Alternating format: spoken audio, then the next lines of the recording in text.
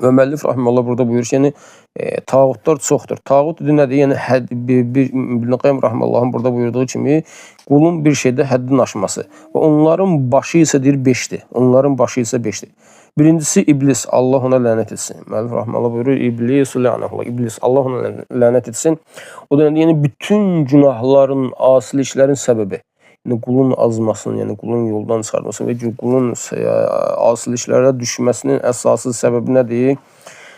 Həmin bu iblisdir ki, o nədir? Bütün o yəni onların, bütün tağutların başıdır. Və ikincisi isə mən ubidə və huvə radin.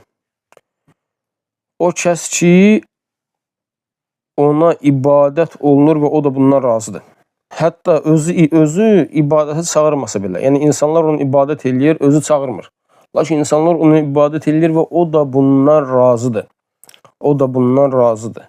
O nədir? Yəni o da artıq tağut sayılır, Allah subhanahu ta'ala qorusun.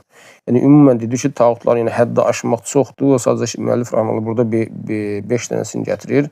Barakallahu fikum. İnsanları özünə ibadətə çağırarsa, yəni üçüncüsü insanları özünə ibadətə çağıran kəs, hətta ona ibadət olunmasa belə. Birincisi, ona ibadət olunur. O çağırmasa belə bunlar razıdır. İkincisi isə özünə ibadətə çağırır, insanlar onu ibadət etməsə belə nədir? O da Allah qorusun artıq həmin o hökmə girmiş olur.